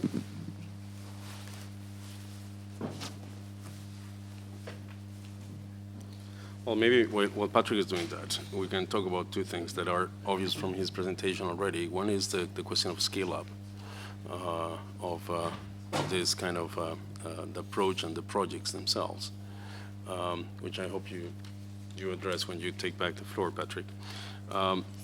But then the other question is really the objective of this part of the session, which is mainstreaming. So this is only going to be powerful if it is mainstreamed through the programs, in this case, for instance, of the Africa Development Bank and the institutions, and not just as an add-on or a specific activity of program or of the bank. And so I think that's an obvious comment, and that comes out of that presentation. And I think on this bit, sort of similarly, I mean, the mainstreaming means that obviously the experience that we now have on environmental policy and doing the environmental assessment and so on, and on projects, particularly as they relate to infrastructure but other aid for trade projects, should just be integrated into the programs on aid for trade. So that's the purpose of mainstreaming, as opposed to going back to the 1980s or going back in time, just moving forward into this integration of policies, which has been the purpose of sustainable development. No? Okay, so can you do without them? Have the technology let us down, because I had some really interesting examples of projects which I'm going to speak to. Right. So I presented to you the project cycle, and I presented to you the bank's own framework. But I also wanted to emphasize that because this thing is part of our framework, we have specific quality and entry tools that we use in screening the projects. So, and two of those are the issue of environmental and social safeguards, where we screen for how do you categorize a project. So depending on the or tendency of the project, if it's an infrastructure, hard infrastructure, it could be categorized separately, and then the screening would be more rigorous than if it's a project maybe to train farmers on certain practices, because then you won't have a big footprint there. So we have specific criteria for that, and then we do assessment of compliance with the bank group's own environmental and social safeguards, the assessment of the capacity of the implementing agency to implement the applicable what we call, we have this SESA, that's social and environmental impact assessment, I think. I have the, so all those big things that you've heard about, the strategic environmental and social assessment, the ESIA, which is the environmental and social impact assessment, and environmental and social management plan. So you assess the implementing agency in terms of their capacity to do that, and if you see there are weaknesses, then you have to build in your project capacity building to help them to implement that, if they are going to get the grant. And then on the gender dimension, we look at the, for each project, we look at the quality of the gender analysis provided. So it's not simply throwing in figures that I'm going to train 30% are going to be women, but you have to show the context and the proper theory of change that you're applying in the project. And then we're looking at also inclusion of gender disaggregated indicators in the project itself. So I put outside one of our reports that looks at the AFTRA log frame, where you can see some of the indicators that we use for gender. And then the project has to allocate specific budgets and resources for implementation of gender equality and women empowerment activities in the project itself. So beyond that, I'm going to share with you three projects that are linked to this. The first one is a project in Rwanda. It's a honey value chain project. And on that, I had some very interesting graphics because it showed the women that we are working with. And I was also in the picture to show you that this is not a picture I got from Google. It's actually going into the villages and working with the women in Rwanda. So the project really aims at how to link these women producers to formal markets. They currently have some beehives in the fields, and they use traditional practices. They have a bark of a tree that is a beehive, etc., etc. So we're providing them with modern equipment for them to expand their production. We are also helping them to aggregate their outputs. So they have, we're building a center where they can women can bring their harvest. And before they do that, they would have been trained in quality issues. So when I went to the villages, I found some keeping their honey under the bed, if they have a bed, or in the corner in the house. And then it's not hygienic. So because they haven't learned how to operate at that level to meet the standards. But with the project now, they are taught the code of practice for honey production, and then they can bring to this center where it's screened for any impurities, and then it's packaged and then sent to the market. So within the project, we're also teaching them basic business skills, and then facilitating linkages to the formal markets like the retail chains. So a big retail chain store could come and tell them that this is what I need. I need so much quantities of this quality in this time. So then you have to build in the capacity to respond specifically to those market needs. So in this project, the end goal is that it's going to raise the earnings of these individual farmers from $350, which is a poverty income, to something like $1,240, which according to the World Bank classification is a middle income earning. So this is the impact that we are going to see. And specifically, you will see also that in this sector, it's very environmentally friendly in that the bees, they also help to pollinate the crops. So it helps to increase the yields in the other agriculture sector. And the women can pay school fees from this money, so their kids will be more educated, etc. So this is the impact of the kind of project.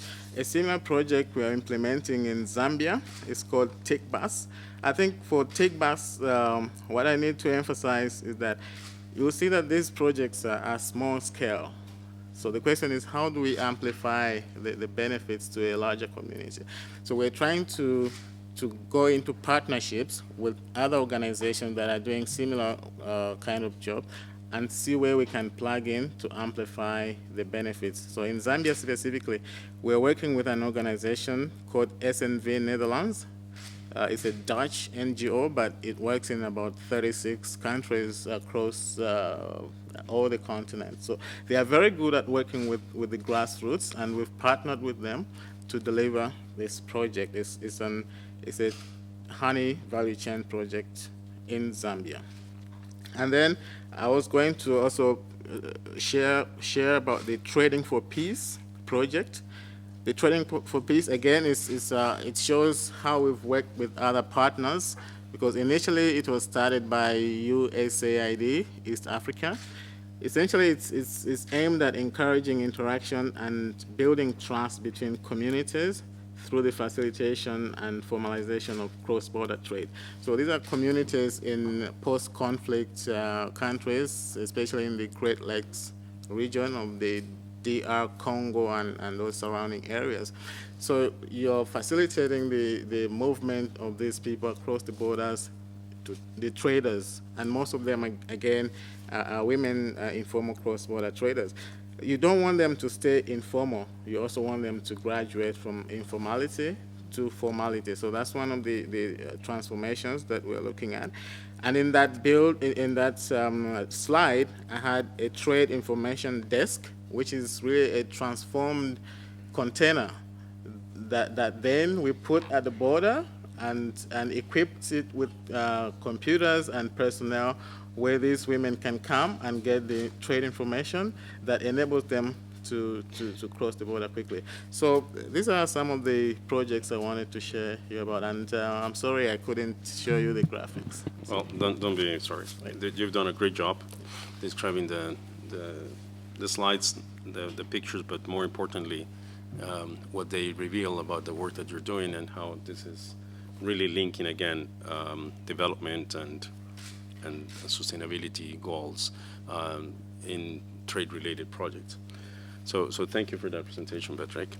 I think we're coming to wrapping up, and so I don't want to wrap up before giving the opportunity to people in the audience again to make comments or ask questions. If there's anyone who would like to say something. Yes, Frans, please. Well, thank you very much. My name is Frans Lammers. I work for the OECD Secretariat, so I have to be very careful what I say because Vicky is my boss in an indirect way. Ricardo and the Canadian delegation, once again, is a very interesting side event you organized. The presentations were very pertinent. I think the challenge was very well set by the UN Deputy Secretary General when we say we want to achieve Chinese growth rate without a Chinese footprint, carbon footprint. I think we know how we want to do it. We want to do it by sustainable production process, which is a market-based, in which trade has to play an important role. Development finance can help to facilitate trade, and aid for trade is just a label we put on something to measure flows. My father was an accountant. I hated that, but I turned into an accountant. You know, it's aid for investment, it's aid for productive capacity, it's aid for jobs. You know, so it's a part of the aid which help promote economic growth.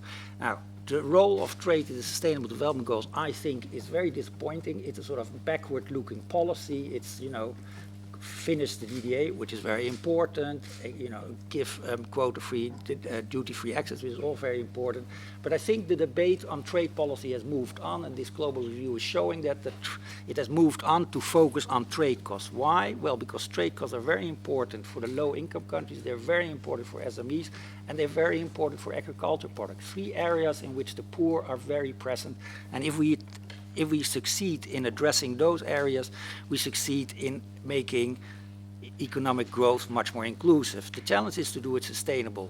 The risk is that the sustainability will be achieved by creating more non-tariff barriers, which are important costs for especially SMEs, as Arantxa had set out in the opening session. So, a question which comes way too late, but I think what the challenge is for us, for the trade and development community, you know, is not put an aid for trade label on everything. It's connecting everything in a holistic way, as you said, Ricardo, but also to make sure that the sustainable development goals, which we all strive to achieve, are not being achieved by unnecessary non-tariff barriers, which create untransparent trade costs for small, medium-sized enterprises, for agriculture goods, and for low-income countries. Thank you very much. So it's not a question, but a comment. No, you're most welcome, and thank you for making that comment, Frans. It goes to the, I think, reinforce the message I said at the beginning that we would like to really come out of here, which is that there needs to be sort of a mutual supportiveness between the SDGs as a reference, and then obviously using tools like Aid for Trade to get there. But for that, again, you need SDGs that then point into the right direction and don't actually get us into a more distorted and a less sustainable world. So let me suggest again, offer the floor just for one more comment or question. So feel free to either, and then we'll wrap up, please. Thank you very much. My name is Hilda Alhinai. I'm from the Mission of Oman, Deputy Permanent Representative to WTO. My question is some of the panelists regarding the SDGs and the WTO negotiations, Doha negotiations. How close or what is the link between the SDGs and the WTO, the current WTO Doha negotiations? And if there is any connection, if there is any coherence between the SDG agenda and WTO negotiations, trade facilitation, food security, services, agriculture, and so on. Thank you. Very well. Thank you. So with that, that's actually an excellent question to help me go through the panel very quickly, but really very quickly, and start maybe with Patrick. Patrick, why don't you start some closing remarks if you want to pick up this last question. That's an excellent one for you as well. But you have about 15 seconds. Right. Thank you. I think yes, there is a link, but in my view, maybe the link could be stronger because we have 17 SDGs and about 169 indicators. You see trade throughout those, and these are issues in the Doha. In the Doha also there is trade facilitation, which was concluded at Bali. It's specifically linked to trade costs, so it's in the DDA. And I think the gentleman who spoke in the beginning, he mentioned about the debate moving from policy to really tackling the trade costs. And I think the Bali agreement goes in that direction. So I think it is linked. Thank you. Thank you.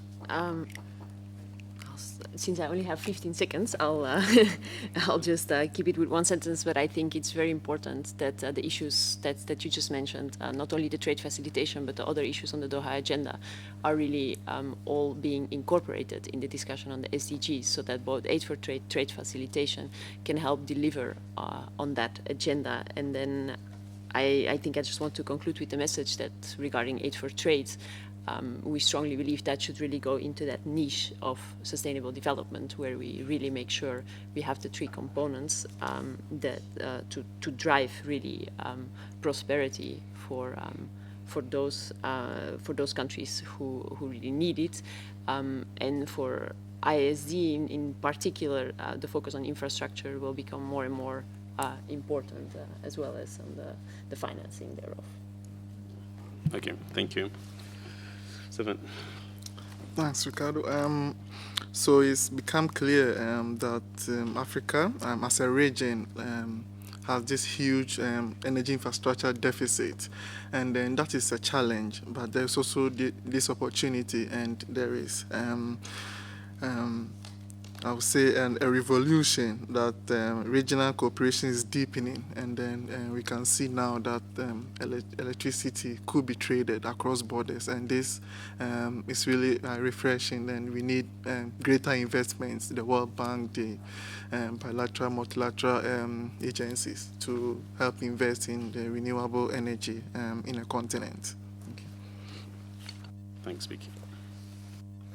Thank you. I think we've got to get our policy coherence right across sustainable development and trade policy and aid for trade. That's for all of us domestically and how we engage internationally. Until our trade people are able to talk sustainable development goals and our sustainable development people, which actually is our entire government's really, looking at the 17 goals, until we can talk that with some trade language, we're not joining the dots enough. We need to provide this analysis. I'm just going to do a bit of an advert for a good OECD piece of work that's been done recently, which is called Aligning Policies for the Transition to a Low Carbon Economy. And it's where OECD countries have looked at our own policies, trying to align them and say, where are the gaps? If our goal is economic growth and low carbon economies, how do we look at our policies? And that's very much about policy coherence. Thank you. Thank you, Vicky. Amadou? Thank you. The Bali package has recognized the food security as a priority, and then the trade facilitation is also one of the other objectives that we find in aid for trade, and this is really being put on the agenda of the African continent trade facilitation. Thank you.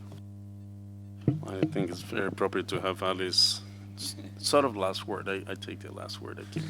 I keep myself to that privilege. Alice, please. Thank you. No more than 15 seconds, I promise. I think it's an excellent question, and I think when you read through the SDGs and the targets, particularly the ones related to trade, there are lots of explicit references in there to the Doha Development Agenda and to the WTO mandates. And I assume that that's because the people in New York wanted to make sure that what they were setting as targets reflected the targets that they had already set for themselves in the WTO mandates. But I take very much the point made by the colleague from the OECD that what's in the SDGs very much reflects what we've been talking about in the multilateral trade system for the last 15 years, at least in Geneva. But what's interesting is that the financing for development drafts sort of take those discussions a little bit one step further. So they look at the multilateral trade system targets, but they update them to reflect what's already happened at the Bali Ministerial, for example. So it's in the financing for development draft that you see references to trade facilitation, which I at least don't see explicitly in the SDGs. And the financing draft, I think, also brings in trade issues, not just at the multilateral level, but in terms of regional trade agreements and domestic trade policy environments. So there's an interesting kind of relationship between the two there. That's all. Thanks. Well, thank you all. Thank you all very much, really, and thank you for also adapting yourselves to the time constraints that we have. A quick 50 seconds from me is that we obviously choose and picked some of the SDGs from the beginning and gave the session a certain twist, but it doesn't escape us that sustainable development and the post-2015 agenda, it's about really ensuring that growth leads to well-being, inclusiveness, environmental integrity, which means that there's a great deal also that has to do with social policies and other indicators, again, of well-being that we haven't dealt with here. All of those, and this is why we've spent 19 years at ICTSD looking at these things, have to do with trade policy frameworks, and I should say trade and investment frameworks, and what we do, or you do here at the WTO. So I think as Franz said, at this point, we're relying on the SDGs. This process has to go yet through Addis and then get to port in September. As it turns, it's converted into the post-2015 agenda. So we have been relying on the SDGs. We don't know yet what would be there, but we hope that it is in support of that sort of larger emerging global consensus and understanding that this is the direction that we need to work towards.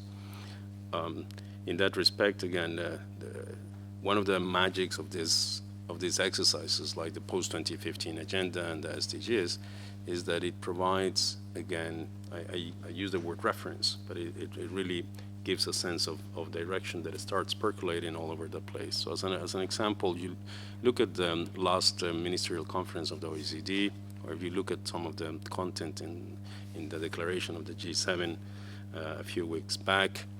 I myself just came back a couple of days ago from China, and I was in an annual meeting that the Vice Premier organizes that includes discussions with the Premier, and the main topic was sustainable development. And so there is already a great deal that could start aligning itself in that same direction. That's what we thought when those of us that participated in the crafting of the 92 UN conference on sustainable development as well, and I have to say the proposal from there was of such immense transformational sort of nature that it's taken the time that it has taken to get where we are. But we need to keep ourselves optimistic that we're moving in the right direction.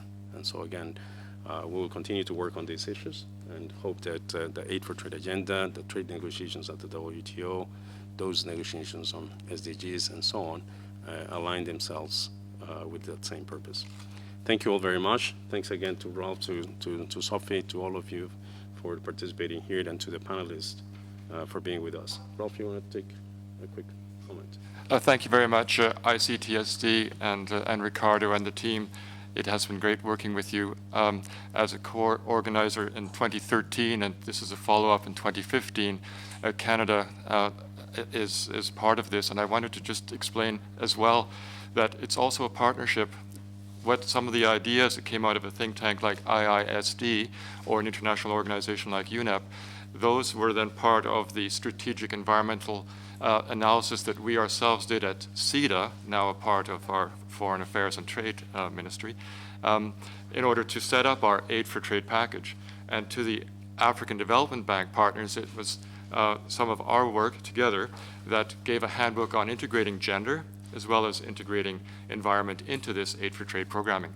So bilateral, multilateral, non-governmental, and multilateral banks have all, in a sense, a role to play, and each, in this particular case, have played it.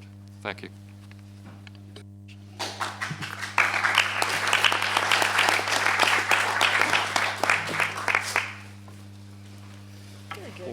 Thank you, Ricardo.